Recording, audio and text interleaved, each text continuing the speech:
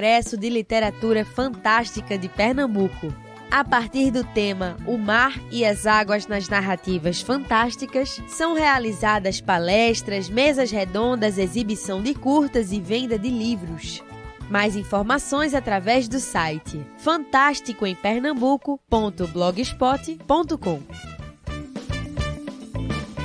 Até o dia 13 de outubro, a Caixa Cultural Recife, localizada no Marco Zero, expõe a mostra Curva do Mundo. O projeto faz parte das comemorações de 50 anos de vida do produtor cultural Afonso Oliveira e retrata um olhar artístico sobre poesia, artes, audiovisual e música. A entrada é franca. Universitária FM, Agenda Cultural. Trocando em Miúdos, a música de Francis Raime. Série especial em 5 episódios que contam a trajetória de um dos compositores mais versáteis da nossa música. Você começa a acompanhar a partir do dia 25, toda quarta, na faixa das 20 horas aqui, da Universitária FM.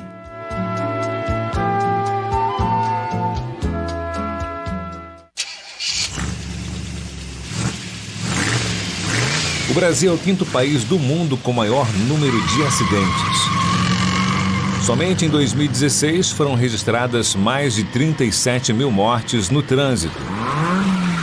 Mais da metade dos acidentes são causados pela negligência ou imprudência dos motoristas. No trânsito, o sentido é a vida. Uma parceria Rádio Senado.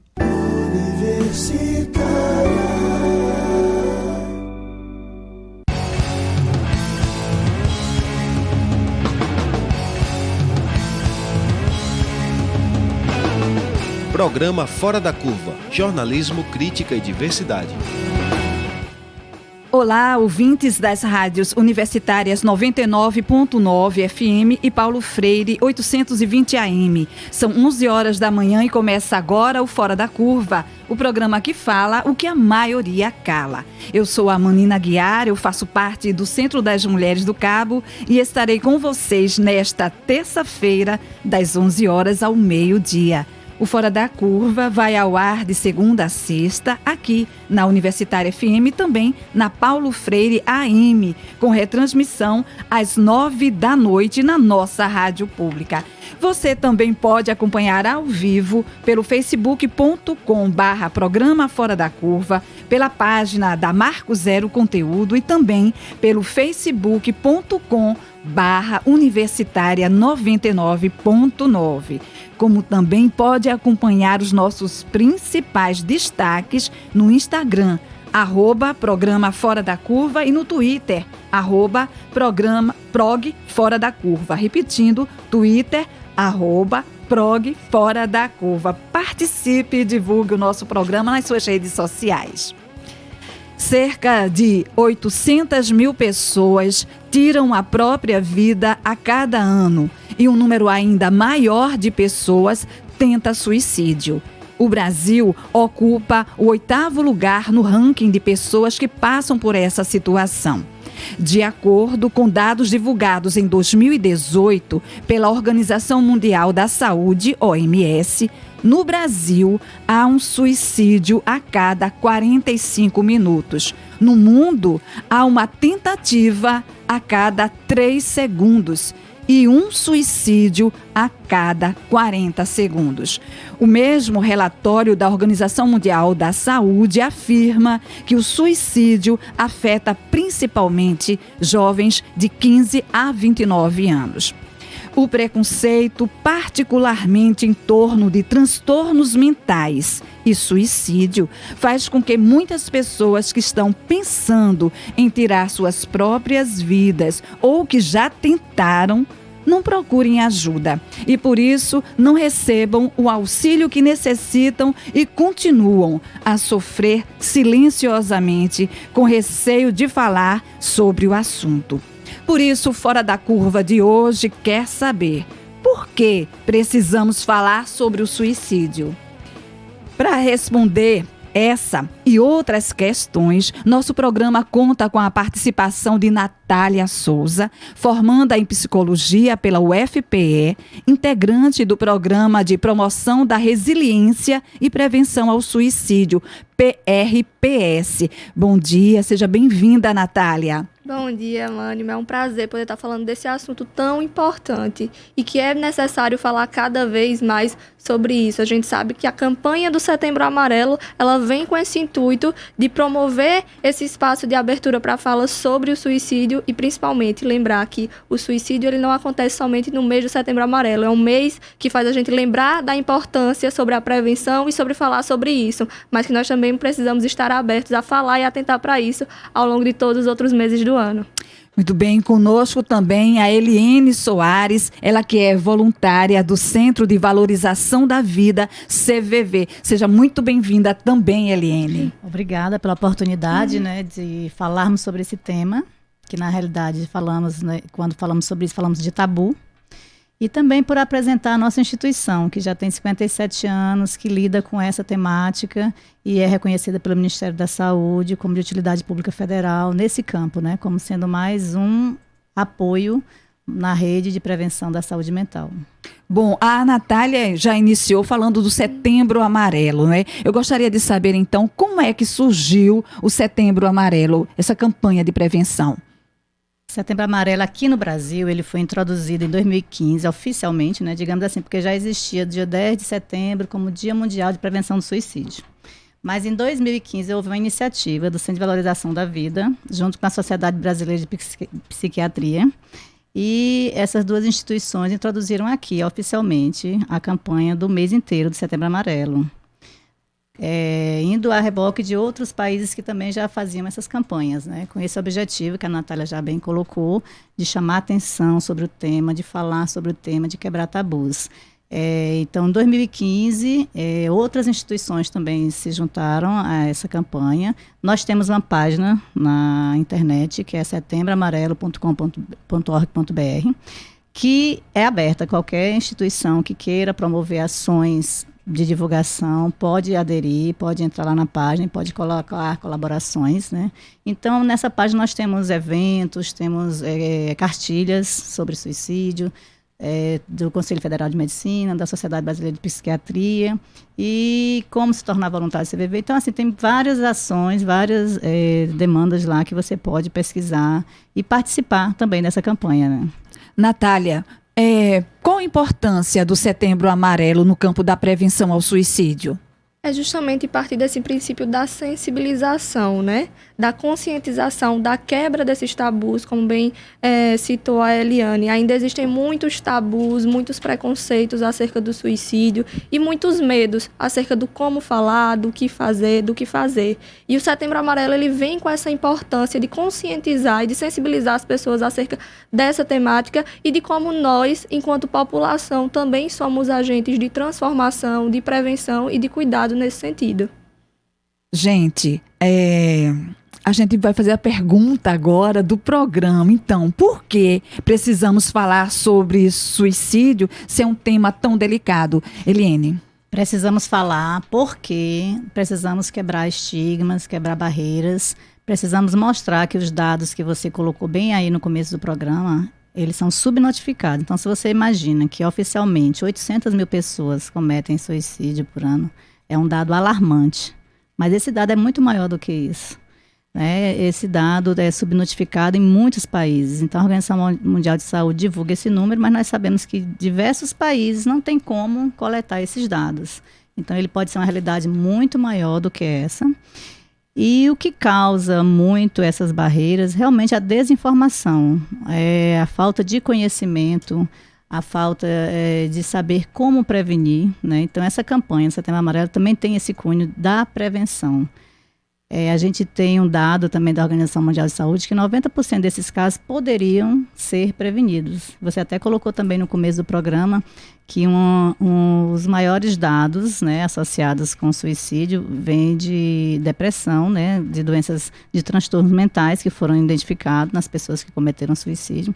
e que não foram diagnosticados, ou foram mal diagnosticados, ou não tiveram acesso a tratamentos, ou não tiveram oportunidade de fazer esse tratamento. Então, todas essas condições, eles poderiam ter sido evitados, né? Então, falar sobre isso também vem o lado de mostrar que tem prevenção, de mostrar que os transtornos mentais, eles podem ser acompanhados, podem ser diagnosticados, podem ser curados até, né?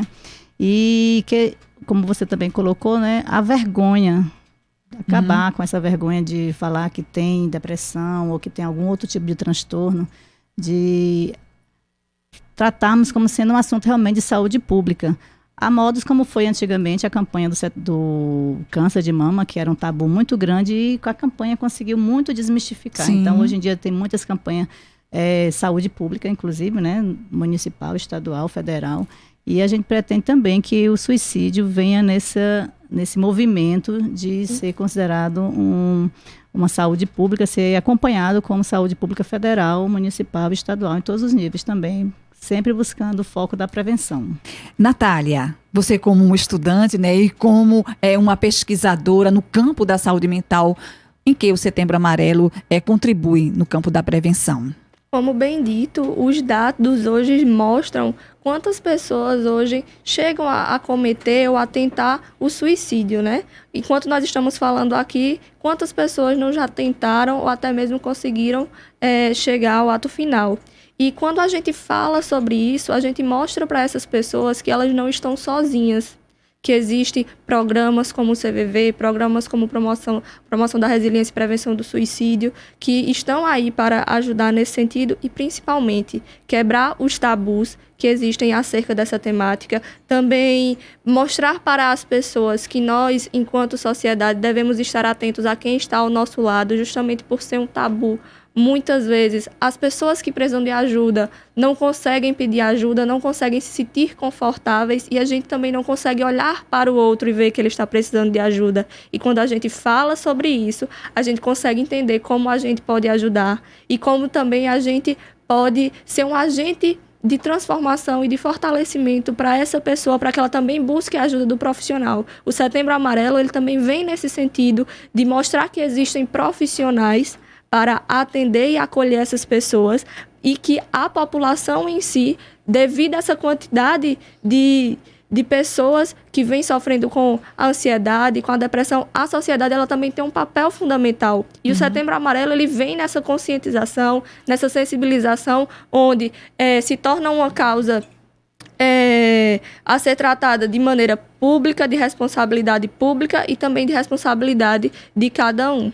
E agora a gente vai falar de alguns segmentos da população em que a situação do suicídio tem causado preocupação e alerta. E aí eu vou me referir, segundo dados da Organização Mundial de Saúde, a homofobia e a transfobia estão entre as principais causas do suicídio entre jovens com idade de 12 a 16 anos. Né? Na faixa, né, que o Estatuto da Criança coloca como adolescentes ainda.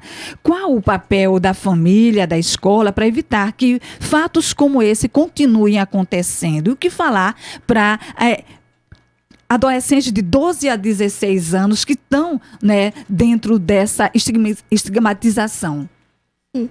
Aí, nesse caso, nós temos 2 fatores de risco. Tanto a idade, essa fase da adolescência, que é um processo de transição, como também a questão da homofobia, dos preconceitos e de tudo que vem em conjunto nessa fase da vida. E aí, quando a gente para pensar no papel da família, dos amigos, de quem está próximo, são pessoas que têm uma fundamental importância em perceber essa pessoa, esse jovem. Além do suicídio, a gente sabe que os fatores de risco estão aí a ansiedade e a depressão, que também acometem principalmente esse público, o que fortalece ainda mais esse fator de risco e que a gente deve estar atento. Então, a família, os amigos, a escola deve estar atento ao comportamento dessa pessoa.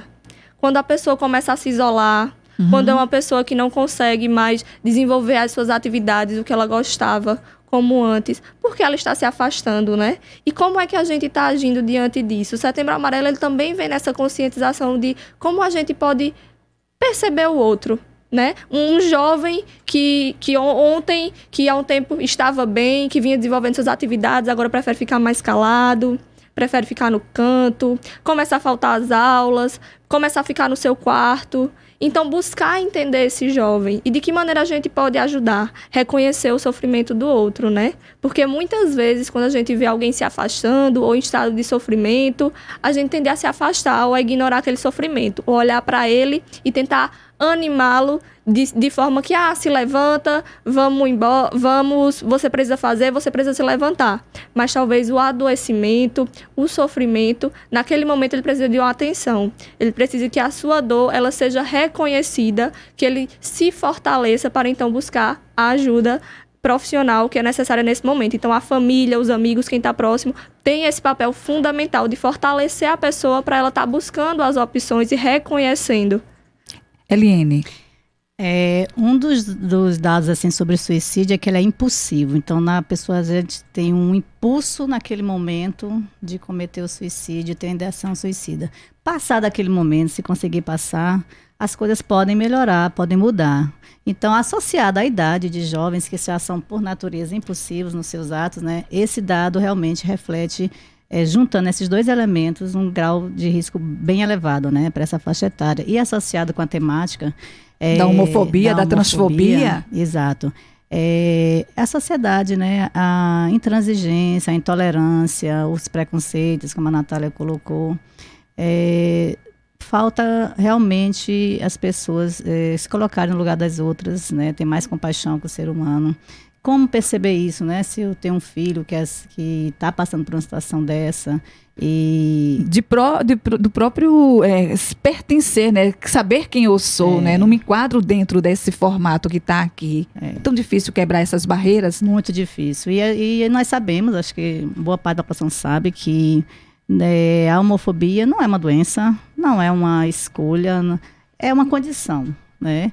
E aceitar isso... E eu fico muito triste quando eu escuto assim, a família, como se as pessoas que fossem dessa condição não tivessem família. Claro, nasceu de uma mãe, de um pai, tem irmão, tem primo. Por que exclui da família? Uhum. Né? Por que coloca as pessoas que são da homofobia... LGBT, a população LGBT. Estão fora do seu familiar. Sim. É muito estranho ouvir isso, muito... Por quê? Porque existe esse estigma... e isso acelera ainda mais essa sensação, como a Natália colocou, né, da pessoa não se sentir no meio, não se sentir pertencente. Essa faixa etária, realmente, desses adolescentes, a impulsividade, o não pertencimento ao grupo social, ao seio familiar, tudo isso são índices assim, agravantes demais para a ideação suicida, né? Então, tem que estar muito atento, realmente, ao comportamento, como a Natália já colocou, a mudança de comportamento, né, principalmente. E dar esse acolhimento que precisa dentro da família, principalmente nas escolas, né? Um outro dado, gente, índice de suicídio entre jovens e adolescentes negros na faixa etária de 10 a 29 anos cresce e é 45% maior do que entre brancos. Dados do Ministério da Saúde mostram que risco de suicídio aumentou 12% na população jovem negra e se manteve estável entre brancos. A diferença é ainda mais relevante entre os jovens e adolescentes negros do sexo masculino. A chance de suicídio é 50% maior neste grupo do que entre brancos na mesma faixa etária. Os dados são da cartilha Óbitos por Suicídio entre Adolescentes e Jovens Negros, lançada em 2018 pelo Ministério da Saúde, durante o Seminário Nacional de Saúde da População Negra na Atenção Primária. E aí, por que isso acontece? Em que o racismo estrutural contribui para os casos de suicídio da juventude negra? Natália? Quando nós falamos dos fatores de risco, nós pensamos nos transtornos mentais que podem vir por trás disso e as situações do dia a dia, né? Sabemos que a população negra, dentro do seu dia a dia, enfrenta situações de preconceito bem estruturado e que isso gera um sofrimento. E que esse sofrimento aumenta, sim, o risco e a possibilidade de surgirem transtornos e até mesmo o adoecimento mental que pode levar ao suicídio. Então, é uma população que tem a possibilidade de ter maiores fatores de riscos pelas situações que vive no seu dia a dia e que é muito bem estruturado pela sociedade. O Brasil é um país hoje que tem 53% da sua população negra, ainda se caracteriza por esse preconceito. E o aumento desses números está diretamente relacionado às experiências que essas pessoas vivem no seu dia a dia. O suicídio, ele não necessariamente ele vem antecedido de um adoecimento, de um transtorno mental, mas ele também pode ter como gatilho situações de sofrimento extremo dentro do nosso dia a dia. Eliene. Eu achei muito interessante, né, a cartilha de 2017 do Ministério da Saúde. Ela foi mais genérica, então eu estou achando muito interessante que agora esse ano eles já buscaram focar mais em alguns tipos de populações e de segmentos, né? Então muito bom a gente ter dados nossos. A gente sempre trabalha com os dados mundiais que, guardadas as devidas proporções, né, são parecidos com os nossos. Mas é muito bom ter dado real nosso, porque, por exemplo, a população negra e branca não são todos os países que têm com essa diversidade que nós temos aqui, né? E esse dado só vem refletir a nossa realidade. A gente sabia que isso já acontecia aqui no Brasil, né? Que a população negra é muito discriminada, tem esse preconceito estruturado nas entrelinhas, né? Quando você vai concorrer a uma vaga de emprego, a uma vaga de... qualquer vaga que apareça seu rosto, né? Até a questão de pedir uma foto já era uma forma de preconceito, já é eliminar ali. Então, é uma coisa institucionalizada no Brasil e esse dado traz assim uma realidade. Eu achei muito bom saber desse dado aí, pelo fato de retratar a nossa realidade, né? E nós temos um dado bem nosso, brasileiro. Mas o preconceito é um caminho, né? Então, a gente lá no Centro de Valorização da Vida, quando a gente chega para ser voluntário, chegamos carregados dos nossos preconceitos também, porque somos humanos. E um dos processos que nós passamos lá dentro é quebrarmos o máximo possível esse nosso preconceito e aceitar realmente a pessoa do jeito que ela é, nos aceitarmos do jeito que nós somos, né? Então, tudo passa por essa valorização da vida, de respeitar o próximo do jeito que ele é. E a gente pensa em criar uma sociedade, contribuir para uma sociedade mais fraterna dessa forma, quebrando esses preconceitos, esses estigmas, divulgando a nossa proposta de vida, né? Então realmente esse dado é bem alarmante. Ainda, né, em relação ao suicídio da população negra, mais notadamente, né, da juventude negra, como a situação de país influencia na atual conjuntura decisões como essa? A atual conjuntura do nosso país, ela apresenta grandes desafios para a população como um todo. E principalmente para a população jovem e para a população negra, como foi dito, que passa por preconceitos e estigmas e enfrenta esses estigmas diariamente. Então, como a conjuntura atual do país apresenta possibilidades de cuidado e também de construção de um futuro para essa população. Como é que nós estamos cuidando do nosso jovem? Como é que nós estamos tratando as questões relacionadas a preconceito? Sabemos que é algo estruturado e que está em nós. Então, de que maneira nós também estamos conscientes da nossa ação, do nosso dia a dia? Como é que nós estamos lidando, conscientizando as outras pessoas acerca disso? E como o sistema, ele também contribui para o adoecimento, né? Para o fortalecimento desses preconceitos que levam também ao adoecimento. Atualmente, são campanhas, são programas, são projetos, é o Setembro Amarelo que contribui para isso, mas a gente sabe que a situação atual do nosso país, ela é bem complicada no sentido de que ela fortalece algumas estruturas, mas nós, enquanto pessoas que estamos atentos a tantas informações e a tantos programas de prevenção, também precisamos fazer a nossa parte, né? O contexto, ele não define as nossas ações como um todo. Nós também somos agentes de transformação nesse meio. Outro dado que a gente traz para vocês é as redes sociais. Como é que vocês avaliam, não é, as redes sociais nesse processo de adoecimento mental da nossa população? Quando nós falamos de rede social e a gente para para pensar no que a gente vê nas redes sociais, a gente deve parar para pensar, eu estou vendo a verdade daquela pessoa ali. Quantas lágrimas estão escondidas por trás de um sorriso nas redes sociais? E quais são as informações que eu estou me permitindo ter contato nas redes sociais? Hoje, através da mídia, a gente tem contato com informações, com notícias, com assuntos tanto positivos como negativos. E a gente precisa estar muito atento ao que a gente está se permitindo ter contato e se influenciar. Seja com notícias positivas ou negativas, que querendo ou não, quanto mais eu consumo um conteúdo positivo, mais aquilo ali ajuda a me fortalecer, a cuidar da minha saúde, como também quando eu consumo um conteúdo negativo, aquilo ali influencia nas minhas emoções, nos meus sentimentos. A gente não percebe, mas isso contribui, e isso também é um fator de risco para o adoecimento mental. O conteúdo que a gente consome nas redes sociais também influencia na nossa saúde mental. E a rede social, ela vem com essas duas perspectivas de apoio, de apresentar um conteúdo que é relevante e que ajuda na prevenção, que às vezes a pessoa ela tá ali se sentindo sozinha e na rede social ela encontra um apoio, ela encontra um meio de buscar ajuda e de se expressar. Até o próprio CVV e alguns programas e aplicativos e plataformas oferecem maneiras de a pessoa também ser ajudada através das mídias sociais, como também é um meio que oferece alguns riscos para a saúde mental, onde as pessoas ali elas se colocam no seu melhor, não se permitem expressar muitas vezes como elas estão se sentindo de verdade, acabam reprimindo seus sentimentos, fortalecendo algumas crenças e preconceitos diante da sociedade. Então a gente precisa estar muito atento a utilizar a mídia ao nosso favor.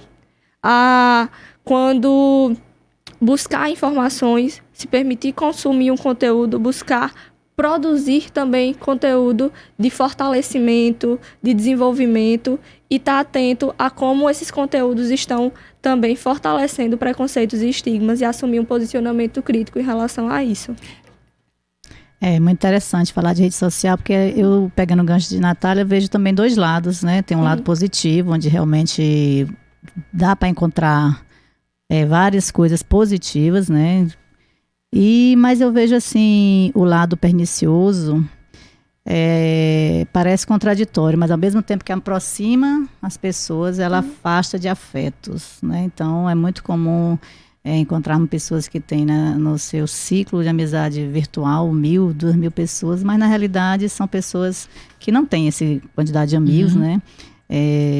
No fundo são solitários. Eu digo isso por depoimentos que nós ouvimos nos nossos atendimentos, né?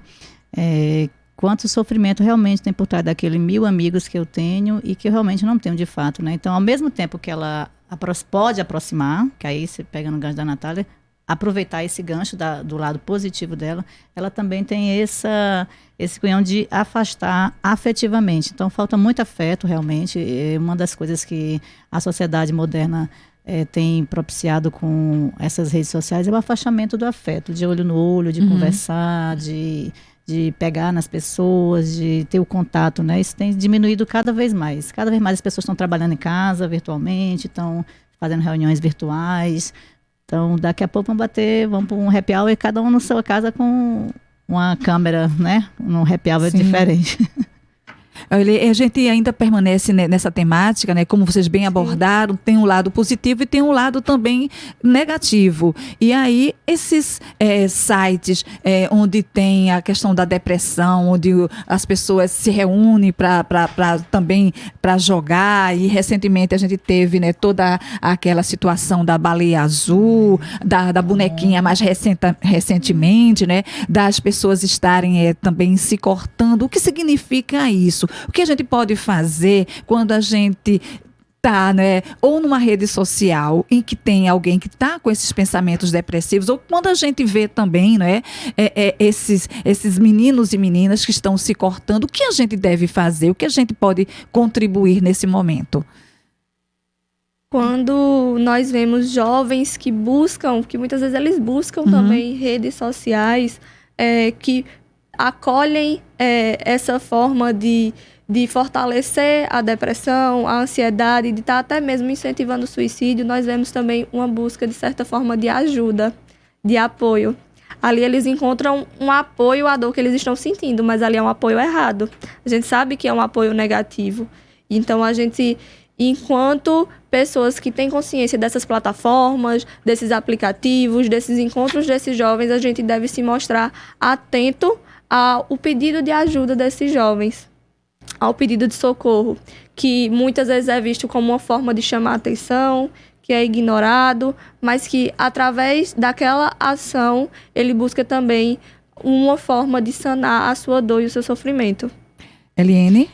O CVV, muito preocupado com isso, fez uma parceria com a Google há alguns anos atrás, acho que em 2015. Muito interessante. Então, se hoje um jovem for buscar, que é comum quando ele está com essa ideação suicida, forma de se suicidar, suicídio, a primeira pesquisa que aparece no Google é o Centro de Valorização da Vida, né? Então, foi uma parceria muito interessante, porque aí eu mesma já recebi diversos atendimentos de que liga por curiosidade. O que é isso aí? Porque eu pesquisei no Google e apareceu primeiro esse CVV, né? O que é isso? Então, a gente está buscando, dentro da sociedade, formas de intervir de um bom sentido, né? Já que está buscando sobre suicídio, curiosidade, a primeira pesquisa é essa. Também é uma plataforma que vai ser lançada em breve por aplicativo, né? Que é a linguagem que o jovem utiliza, né? Também sobre prevenção do suicídio, sobre valorização da vida. Então, são formas que a gente, como sociedade, pode contribuir, né? Já que é uma realidade que eu, por exemplo, não vejo em curto prazo uma mudança. Eu vejo assim que está tendo, o Estado está criando algumas regras que estão sendo boas, né, para criar limites, que estavam muito sem limite. Mas a questão de você pesquisar o que você quiser não existe. Então, já que você vai pesquisar sobre esse tema, fizemos essa parceria com a Google. Tem aplicativos buscando isso, temos também um aplicativo sobre valorização da vida. Então, é a nossa forma de contribuir com a sociedade. Positivamente, né? Um outro dado, gente, é que no dia 12 de setembro de 2019, ou seja, a semana passada, né, a Câmara aprovou o projeto que prevê psicólogos e psicólogas nas escolas públicas. O texto já passou pelo Senado Federal e seguiu para a sanção presidencial. Então, para vocês, qual o papel, né, o papel do psicólogo e psicóloga dentro desse campo, dentro das escolas? Também é um componente de prevenção. E uma dúvida, qual é o papel deles dentro da escola? Natália. Certo. O psicólogo, ele dentro das instituições de ensino, ele vai poder atuar nos mais diferentes níveis, tanto de tratamento das questões ali que envolvem processo de ensino-aprendizado, mas também no desenvolvimento das questões que envolvem os aspectos emocionais e sociais, dando atenção desde os próprios professores até os alunos. Existe ainda muito aquela dúvida de, vai ser uma clínica? Sim. Vai ser vai participar na formação do cronograma pedagógico? Sim e não. Ele vai atuar nos diferentes níveis da organização. É uma lei que está sendo a ser aprovada, então a forma de implementação e desse profissional ela ainda vai ser ajudada, mas a gente já tem a certeza de que ele vai poder contribuir nesses diferentes níveis, contribuindo tanto para o desenvolvimento do ensino-aprendizado, mas principalmente para o desenvolvimento social e emocional, que está diretamente relacionado ao adoecimento e também a questões que levam ao suicídio. Ou seja, vai ajudar a se relacionar com os seus próprios sentimentos, né? A se posicionar. Eliane? Marina, você falou que é uma legislação para as escolas públicas, né? Então, a gente tem que pensar que nas escolas particulares já existe há bastante tempo, né? A figura do profissional de psicologia. Eu posso falar da minha experiência pessoal, quando a minha filha era adolescente, foi bem positiva, né? A participação... que tanto como a Natália colocou, não só o corpo, só os estudantes, mas também os pais, né? Também os professores, também a parte de coordenação, todas as pessoas que estão ali naquele meio podem ser agentes ali daquela transformação daquele ambiente escolar. Então, se é um momento, uma oportunidade de ouvir, de valorizar os sentimentos, de permitir que as pessoas possam trabalhar questões como bullying, como aceitação, como preconceito, super positivo. Agora, como a Natália falou, né, vai ser regulamentado ainda. Então, depois da regulamentação é que nós podemos saber até onde vai ser essa participação, né? Natália? Isso mesmo. E quando nós observamos os dados, como já bem apresentado, além do preconceito, homofobia, o bullying, a ansiedade e a depressão no contexto escolar, nós devemos pensar num profissional voltado para tratar essas questões dentro do ambiente escolar. Nós sabemos que são questões que muitas vezes são cercadas de tabu por pensarmos que para serem tratadas precisam estar dentro de uma clínica, dentro de um espaço específico. E como prevenir é justamente inserindo esses profissionais em todos os ambientes para que isso seja cuidado e prevenido quanto antes. Bom, essas discussões você acompanha aqui na Universitária FM, a nossa rádio pública. Fora da Curva, jornalismo analítico na Rádio Universitária, a nossa rádio pública. Universitária FM 99.9. Acesse todo o conteúdo em vídeo da nossa rádio pública a hora que quiser, direto no YouTube. Se inscreva no nosso canal youtube.com/99 Universitária. Programas especiais, entrevistas e apresentações musicais exclusivas. O rádio como você nunca viu. youtube.com/99 Universitária. Trocando em Miúdos, a música de Francis Raime. Série especial em 5 episódios que contam a trajetória de um dos compositores mais versáteis da nossa música. Você começa a acompanhar a partir do dia 25, toda quarta, na faixa das 20 horas aqui, da Universitária FM.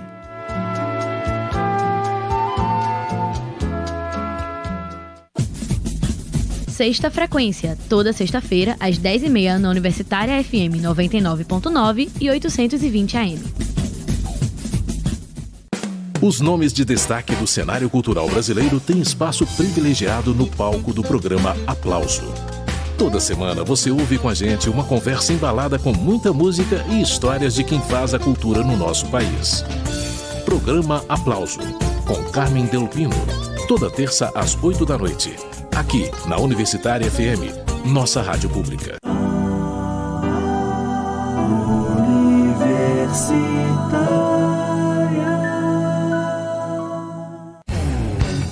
Programa Fora da Curva. Informação a serviço da maioria. E nós estamos de volta aqui no programa Fora da Curva. Lembrando que você pode acompanhar o nosso programa pela Universitária FM, pela Paulo Freire 820 AM e também pela internet. É só acessar facebook.com/programa Fora da Curva, também pela página da Marco Zero Conteúdo e pelo Facebook Universitária 99.9 FM. E olha, nós temos uma notinha, nos dias 13 e 4 de outubro será realizado o seminário NASF e Saúde Mental, Prevenção às Violências Autoprovocadas na Atenção Básica. Este evento é uma iniciativa da Coordenação NASF Recife e da Gerência de Saúde Mental, Álcool e Outras Drogas, em parceria com o setor de doenças não transmissíveis.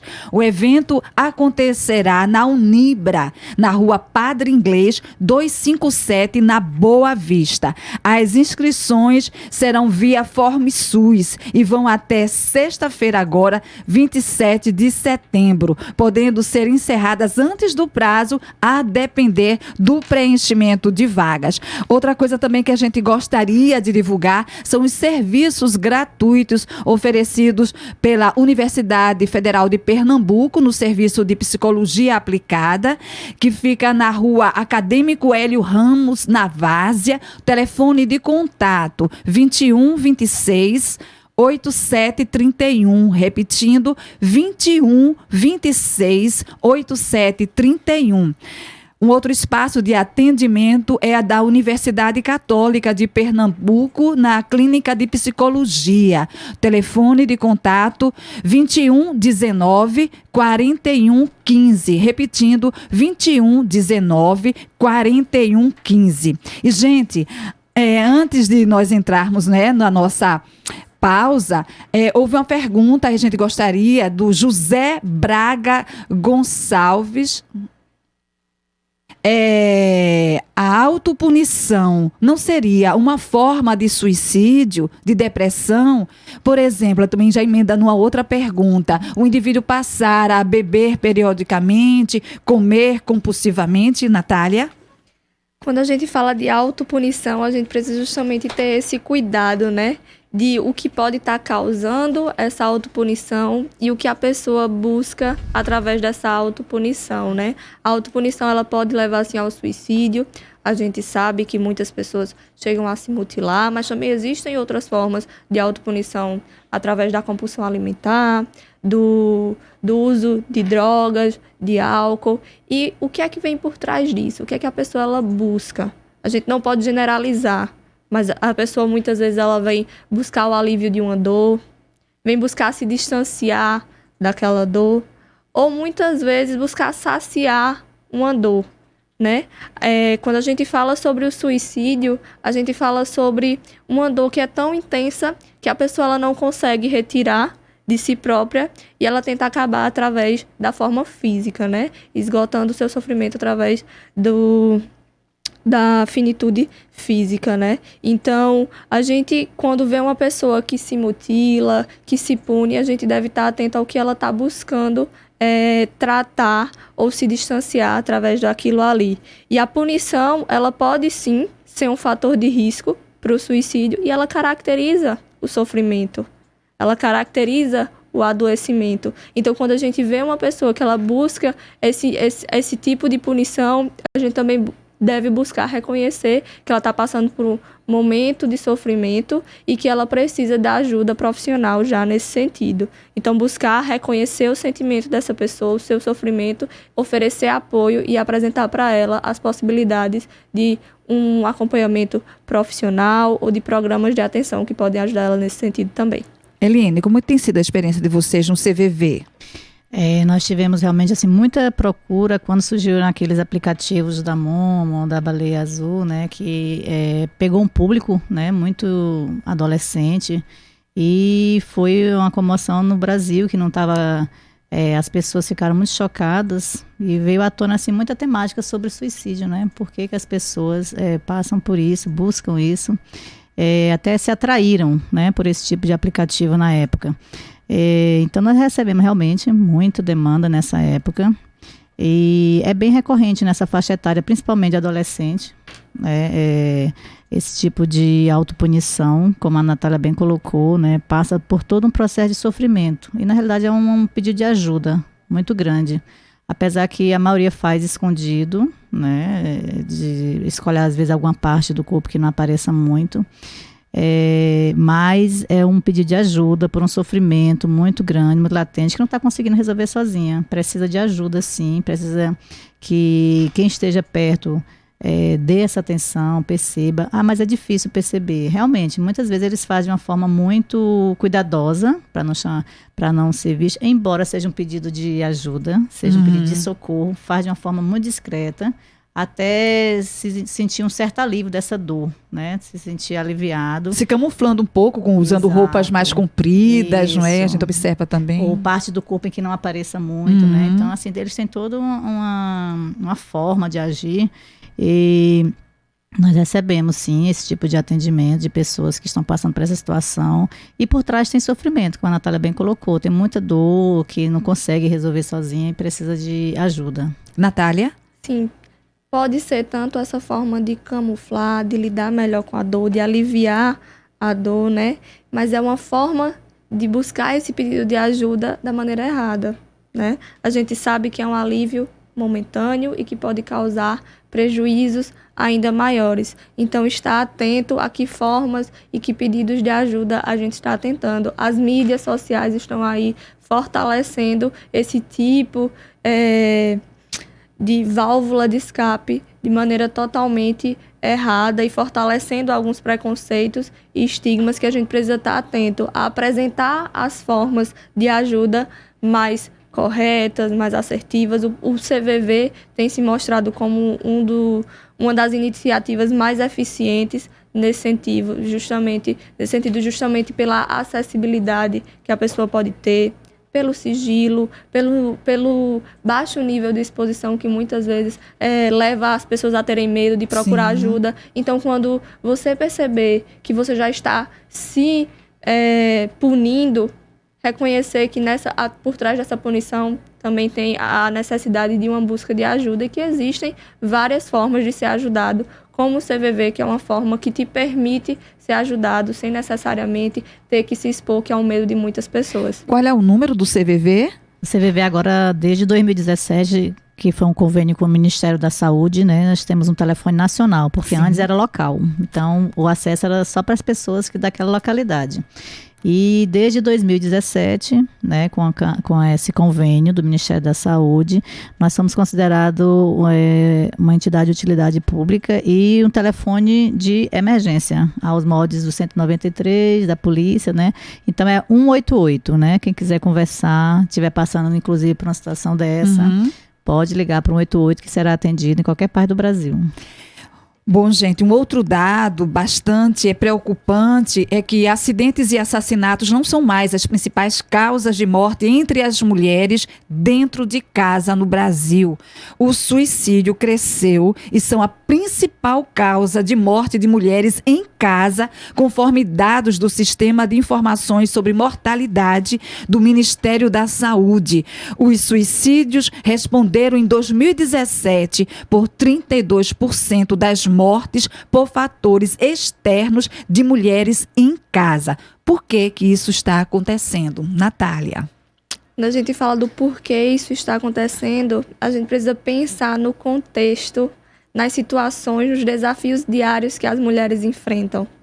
E a gente sabe que é algo histórico. Os preconceitos relacionados às mulheres, as limitações, o acúmulo de tarefas. E quando a gente fala de tarefas, a gente também fala de condições que propiciam o adoecimento mental, o aumento do nível de estresse, de cobrança, de expectativas também sobre os outros, sobre si mesma. Então, são condições que contribuem e que geram um fator de risco para que as mulheres elas venham chegar a ter o adoecimento mental e a cometer o suicídio. E quando a gente fala do suicídio, de dados entre homens e mulheres, a gente sabe que os homens, eles cometem mais suicídios, eles conseguem chegar ao ato final com maior eficiência, digamos assim. Mas as mulheres, elas tentam mais vezes, justamente por essas condições a quais elas são submetidas e enfrentam diariamente na sua rotina, que são condições e fatores de risco. Eliene? A condição do gênero, né, é das pesquisas também que demonstrava já essa quantidade de tentativa entre as mulheres ser bem maior do que o dos homens. Por trás disso já existia realmente um fator sociológico, né, cultural aqui, do preconceito, dessa violência doméstica, né, que é uma coisa tão presente, infelizmente, no Brasil, especialmente aqui no Nordeste, que é a nossa realidade. Todo dia, quando a gente liga praticamente a televisão, existe um caso de feminicídio. Então, veja que dado interessante. O feminicídio sai sempre na televisão. Não é que isso seja bom, mas é um dado, né? Mas o suicídio não sai. Então, como você colocou aí, a primeira causa, né, de morte doméstica hoje em dia. E o que a gente vê, pelo nosso senso comum, a gente tem a ideia de que seria a violência doméstica sendo o feminicídio, né? Pelo próprio agressor. Mas a mulher, com certeza, quando chega a esse ponto, é porque já está sofrendo bastante no seu ambiente familiar e convivendo com um agressor. Assim, com certeza deve estar passando por violência doméstica e querendo se livrar dessa dor, desse sofrimento. Porque o suicídio é muito isso, né? Aquela ambivalência. No fundo, ninguém quer morrer, quer se livrar de uma dor imensa que não está conseguindo resolver sozinho. Então, eu achei esse dado bem interessante. Foi dessa última cartilha, né, do Ministério da Saúde. Outro dado que a gente traz aqui, né, saiu em matéria da Carta Capital, intitulado O Drama Invisível do Suicídio de Idosos no Brasil, e traz os últimos dados divulgados pelo Ministério da Saúde referentes a 2017, que indicam que os idosos com mais de 70 anos lideram o ranking no país. São quase 9 casos a cada 100 mil habitantes. Quais os fatores que estão contribuindo para que pessoas idosas pratiquem o ato de tirar a sua própria vida? O contexto que nós vivemos de país, essa possibilidade de reforma da Previdência, a atual conjuntura, também tem contribuído? Com certeza, né?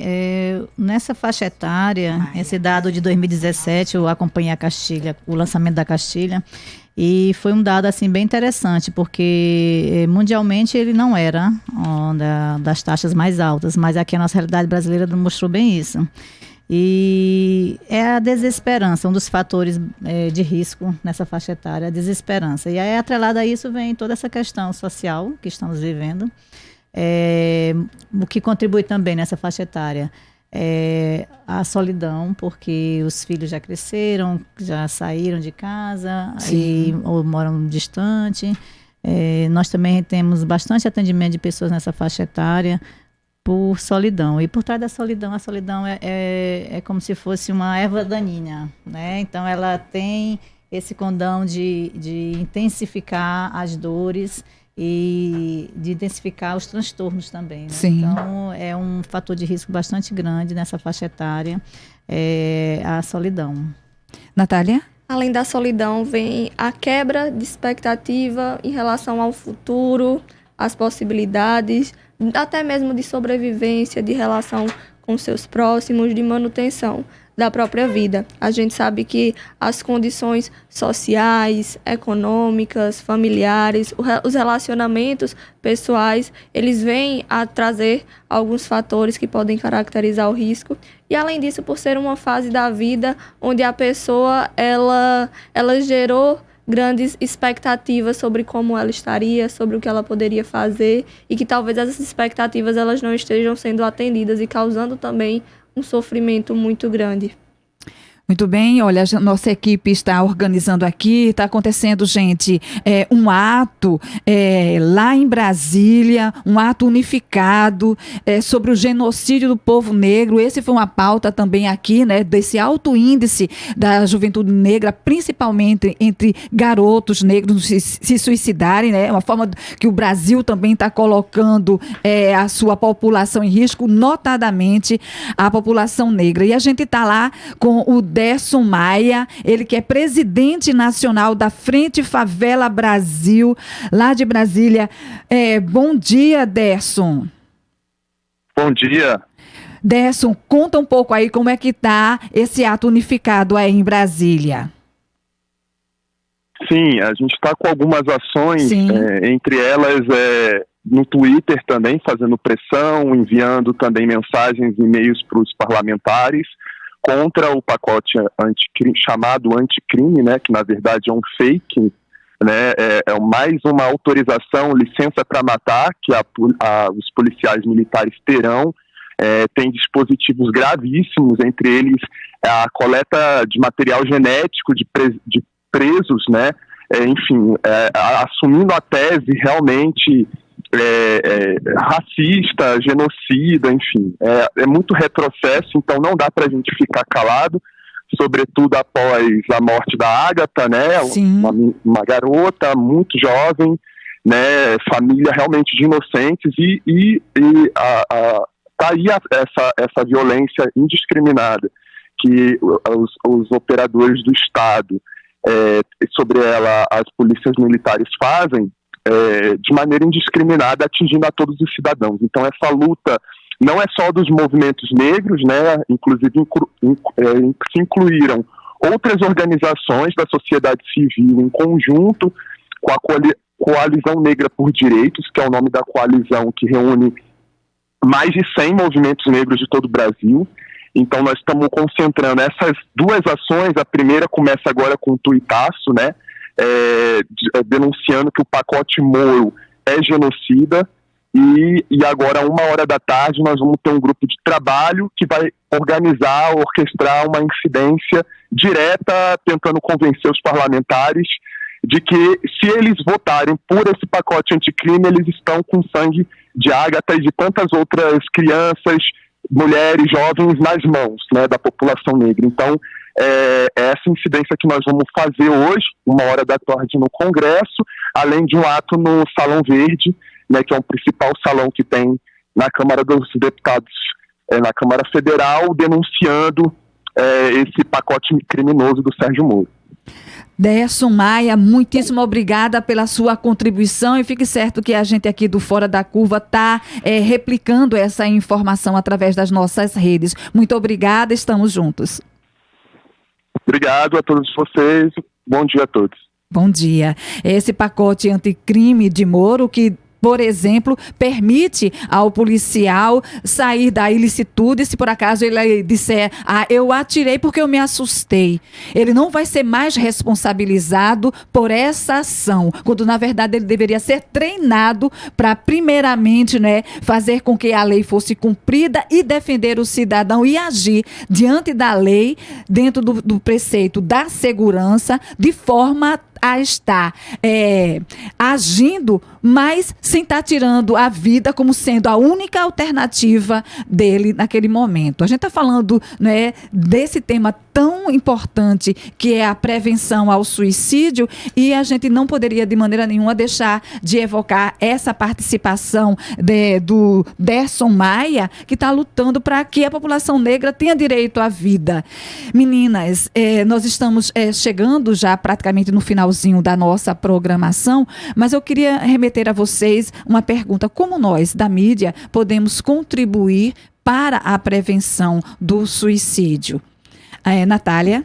Acredito que, primeiramente, vocês já começam contribuindo com essa abertura de espaço para falar sobre o suicídio, sobre o que é, quebrar um pouquinho dos estigmas, do preconceito, apresentar formas de prevenção e formas de cuidado. E a mídia, ela deve estar atenta à forma como ela veicula informações sobre o suicídio. A gente sabe que é uma temática complexa, cercada de preconceitos, cercada de mitos, de medos e de verdades que precisam ser ditas, verdades que precisam ser veiculadas da maneira correta. Então, a mídia, ela é um agente fundamental e de total transformação e contribuição para o contexto que a gente vê hoje em relação ao suicídio, ao adoecimento mental. É uma ferramenta fundamental na prevenção desses casos. Olha, a gente está no finalzinho, eu queria aproveitar esses minutos finais para que você falasse, Eline, do CVV, né? Para que o pessoal compreendesse a importância, 188, a gente repete esse telefone, né? Exato. E fale um pouquinho mais. Bem, o CVV é uma organização que já existe há 57 anos e trabalha com a prevenção do suicídio, né? Foi reconhecida como de utilidade pública pelo Ministério da Saúde. Aqui em Recife, nós estamos na Manuel Borba 99 há 41 anos. Então, 41 anos que estamos aqui em Recife fazendo esse trabalho maravilhoso. Nós estamos esse ano sendo contemplados com o Homem da Meia-Noite, que abraçou a nossa causa e confeccionou essas camisas. Quem tiver no Face está me vendo com essa camisa do Homem da Meia-Noite, que nós estamos com o projeto de comprar nossa sede própria, né? Então, nós estamos sendo contemplados com essa campanha. E quem quiser colaborar com a gente ou com informação, pedir informação, pode entrar no nosso recife@cvv.org.br. E nós também vamos fazer uma seleção de novos voluntários em outubro, dia 26 e 27. Quem também quiser fazer inscrição e se juntar à nossa causa, também pode usar o mesmo e-mail, recife@cvv.org.br. E lá na nossa página do cvv.org.br, que é a página oficial, nós temos uma cartilha também, que pensando nessa pergunta que você fez, a Natália, sobre como os jornalistas podem contribuir positivamente, né? Há 8 anos nós fazemos um simpósio com jornalistas para desmistificar esse tema e que eles sejam um agente colaborador com a gente nessa desmistificação de tabus. E tem uma cartilha lá para os jornalistas também. Muito obrigada. Eu queria agora que a Natália falasse um pouquinho sobre o projeto. O Programa de Promoção da Resiliência e Prevenção ao Suicídio, ele é um programa da Federal, idealizado pela professora Rosinha Barbosa, certo? E é um programa que inclui diferentes programas. O programa de acolhimento, onde a gente disponibiliza uma sala com estudantes de psicologia dos últimos períodos que passam por uma formação, um curso específico para atendimento nessa sala e acolhimento de pessoas que têm a necessidade de falar e que geralmente chegam demandas relacionadas à ansiedade, depressão e principalmente de ideação suicida. Então a gente disponibiliza dessa sala. Quem quiser mais informações, os horários, é uma sala aberta ao público com acolhimento totalmente gratuito. E para saber os horários e endereço, a gente tem uma página no Instagram que é o PRPS UFPE, certo? Além do acolhimento, a gente também tem projetos como palestras nas escolas. Então, se você que é aluno, professor, gestor de uma escola, pai de estudante e vê que essa é uma temática que é importante de ser tratada dentro da escola, nós também disponibilizamos de profissionais, inclusive eu sou um deles, que se disponibiliza aí gratuitamente para as escolas fazer palestras para os jovens, para os professores e para os gestores acerca dessa temática. Além disso, tem o SPA, como você bem falou, que é o Serviço de Psicologia Aplicada da Federal, e a gente também conta com alguns eventos que são feitos por esse programa. Inclusive, essa semana a gente tem uma programação na Federal. Houveram palestras ontem à tarde, hoje pela manhã, e amanhã vai estar havendo a palestra com o tema O Sentido da Vida e o Trabalho. A palestrante será Marília Siqueira, psicóloga, e Xande Vilela, professor do IFPE, e essa palestra ela vai estar acontecendo amanhã das 2 às 5 da tarde no auditório do CCSA na UFPE. Bom, muitíssimo obrigada, Eliene e a Natália, por estarem aqui conosco no programa, nesse tema tão importante, tão necessário. Olha, Hannah Lerê comentou: o suicídio também é fruto de uma política capitalista cujo cerne se baseia no individualismo, na egolatria, na competição acima da ética, na exploração do outro e consequente aridez de sentimentos que estejam conectados à empatia e, consequentemente, à afetividade. Obrigada, Hannah Lerê. E a gente termina o nosso programa Fora da Curva de hoje. A produção foi de Manina Aguiar, Carol Torpe, Larissa Silva, participação também da Larissa Rocha nas redes sociais. Larissa Silva, Carol Torpe, Mariana Reis, do Centro de Cultura Luiz Freire. E o programa Fora da Curva lembra sempre, a gente fala o que a maioria cala. Obrigada pela companhia. O programa Fora da Curva é uma realização do Departamento de Comunicação Social, com o apoio do Departamento de Sociologia e do Núcleo de Rádio e TV Universitárias.